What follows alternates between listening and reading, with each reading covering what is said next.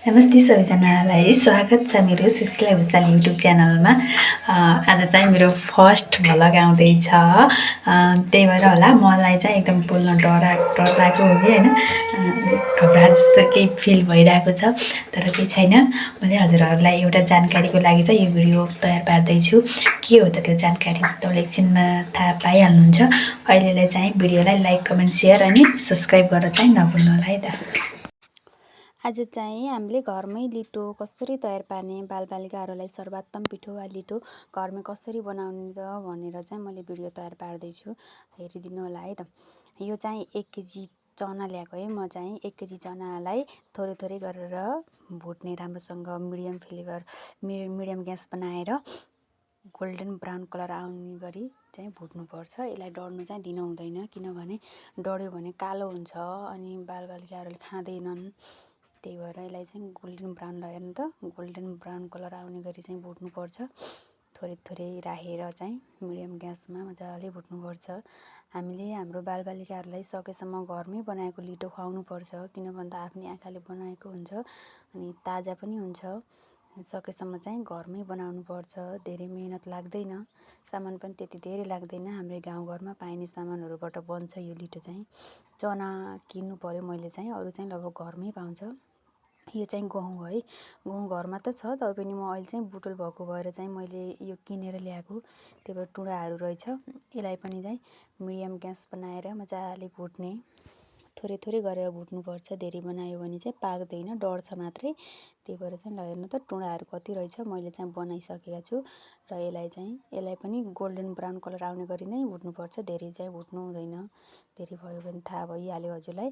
अनि काँचो पनि गराउनु हुँदैन, केटाकेटीहरूको बालबच्चाहरूको पेट दुख्ने बढी सम्भावना हुन्छ अनि पहला लाग्छ, पच्दैन। त्यही भएर चाहिँ यसलाई पनि गोल्डन ब्राउन कलर आउने गरी नै भुट्नुपर्छ।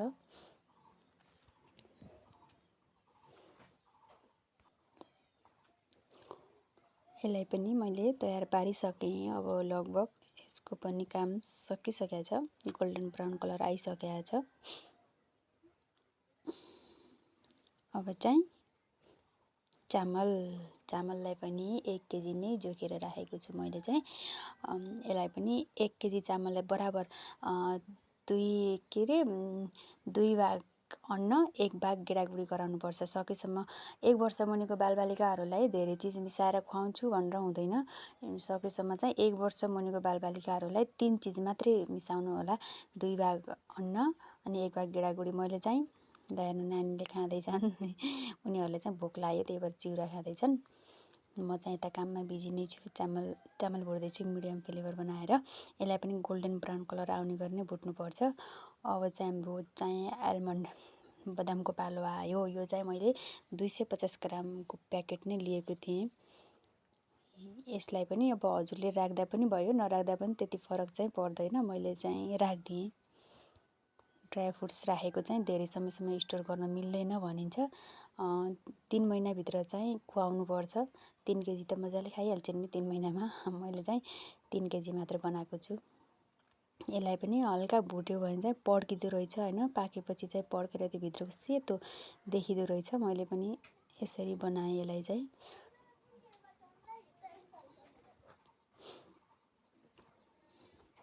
यो पनि पाकिसकेको छ, अब चाहिँ पड्किरहेछ, चटङ चटङ गर्दै पड्किरहेछ। पाकिसक्यो यो पनि। ल नानीले चाहिँ हेर्दैछ है यतातिर, मामुले के गर्दैछ, ल हाँस्यो हेर हाँस्यो हाई भन्दैछ उताबाट। त्यही मजाको छ बेबी चाहिँ। ल हेर्नु है, बदाम पनि रेडी भयो। अब चाहिँ काजुको पालो आइसकेको छ है। काजुलाई पनि हामीले त्यसै गरी नै मिडियम ग्यास बनाएर हल्का, यो चाहिँ छिटो डढ्दो रहेछ, यसलाई चाहिँ हल्का भुट्ने। ड्राई फ्रुट्स चाहिँ चिल्लो पटाएर त आइहाल्छ, लिटोहरू पनि छिटो चाहिँ बिगार्छ भन्नुहुन्छ। त्यही पनि केही छैन, 3 महिनालाई चाहिँ स्टोर गर्न मिल्छ यो पनि, त्यहाँभन्दा बढी राख्नुहुन्न। त्यही भएर चाहिँ मैले चाहिँ यति काजु र बदाम मात्रै राखिदिएको छु, अरू चाहिँ राखेको छैन। अब यो पनि रेडी भयो। यो त छिटो रेडी भयो, किन भन्दा डढेको थियो। अनि मैले चाहिँ यो सबै मिक्स गरिसकेँ एउटा सुपामा। यसलाई मिक्स नगरी पनि अब छुट्टा छुट्टै भुटेर छुट्टा छुट्टै पिसेर छुट्टै चालेर बल्ल मिक्स गर्न पनि मिल्नलाई हाम्रो चाहिँ सम्भव भएन। भर्खर मिक्सचर बिग्रिएछ, यति धेरै मिक्सचरमा पिस्न पनि टाइम लाग्छ भए पनि।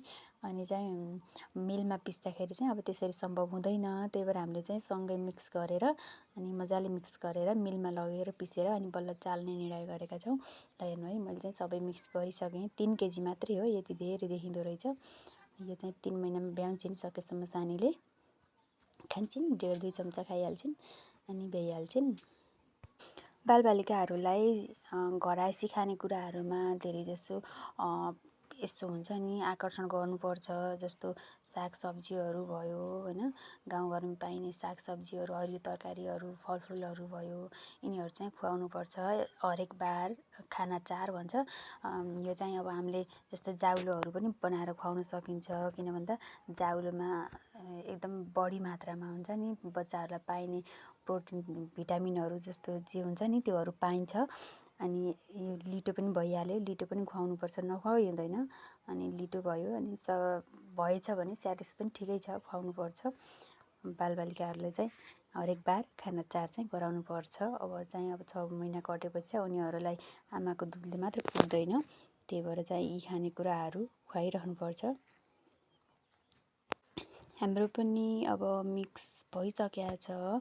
सानोले चाहिँ नुन राखेको नखाएको भएर मैले चाहिँ अहिले चाहिँ मिश्री राखिदिनु लागेको छु है। मिश्री टुक्रा टुक्रा पारेर अनि मिश्री राखेपछि त पक्कै खान्छन् होला होइन। लगाएर क्यामेरा दगुराएर मान्छेले त दगुरे क्यामेरा दगुर्यो।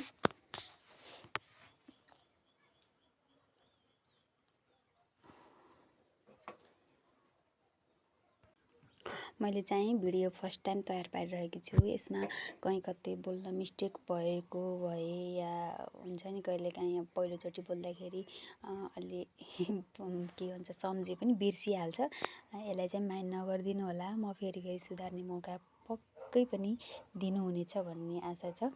र यो भिडियोलाई राम्रोसँग हेरेर हजुरहरूलाई पनि ठिक लाग्छ भने गर्नुहोला। मलाई चाहिँ यो ठिक लाग्यो। सानोले पनि एकदम मिठो मानी खाइरहेछन्। त्यही भएर चाहिँ मलाई चाहिँ राम्रो लाग्यो। यो चाहिँ म हेल्पपोस्टबाटै लिएको सल्लाह हो, म आफै जानेर गरेको सल्लाह होइन। त्यही भएर चाहिँ मैले हजुरहरूलाई सेयर गरेको। हजुरहरूलाई पनि राम्रो लाग्छ। यदि हजुरहरूको बच्चाले पनि खान्छ, एकचोटि ट्राई गर्नु, अवश्य पनि खान्छ। र यसमा कुनै इफेक्ट भन्ने छैन, साइड इफेक्ट कुनै पनि छैन। सबै अर्ग्यानिक चिजहरू छ। बालबालिकाहरूलाई एकैचोटि धेरै मात्रामा खुवाउँछु। भट्टहरू हुन्छ नि, भटमासहरू, मकैहरू सबै मिसाएर खुवाउँछु भनेर चाहिँ एकैचोटि नआँट्नु होला। किन भन्दा उनीहरूको पचाउने शक्ति एकदम कम हुन्छ। त्यही भएर चाहिँ अहिलेलाई चाहिँ यति 3 मात्रा गहुँको के भन्छ चनाको ठाउँमा भटमास राख्न पनि पाइयो पाइनलाई। तर मैले चाहिँ चना नै राखेँ, किन भन्दा अलिक पेट दुखाउँछ भन्दा रहेछन्। त्यही भएर चाहिँ ल अब हामी चाहिँ पिस्नतिर हिँड्यो हामी है। ल हेर्नु, बाबा छोरी त कति छिटो हिँड्नलाई त उहाँ पुगिसक्नुभयो। बेबीमा काँधेकुरी राखेर हिँडिसक्नु भएको छ। त्यही गाडीमा चाहिँ जाने हो हामी। ल बेबी आयो काखमा। भर्खर सुतेर उठेको भएर चाहिँ त्यति फ्रेस छैन, आँखा पनि उल्ल पारेको छ। हामी चाहिँ लाग्यौँ। उहाँको चाहिँ अलिक बढी जिस्किने बानी छ कि, त्यही भएर चाहिँ हामी दुईजना नै उस्ती भएर पनि होला मजाक गरिराख्ने, जिस्किराख्ने। ल हेर्नु है त, हामी लागिसक्यौँ। हामी चाहिँ मिलमा पिस्न लागिसक्यौँ।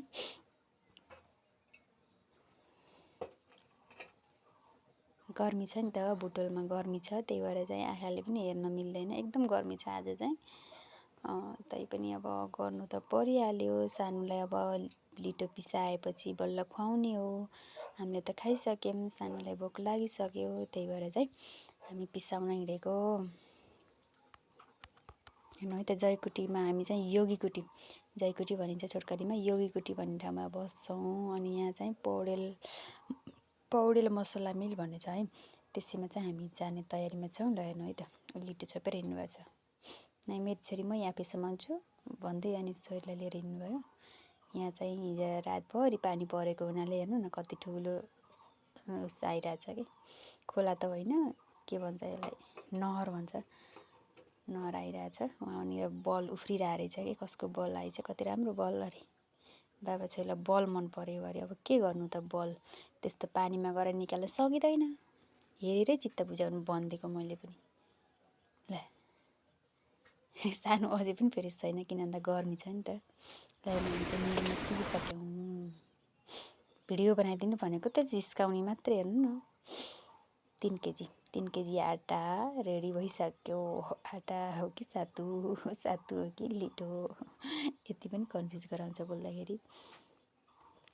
चाख गराउनु भएको छ आफूले चाखेको भएर होला नि। खाइसक्यो गुलियो पनि ठिक छ।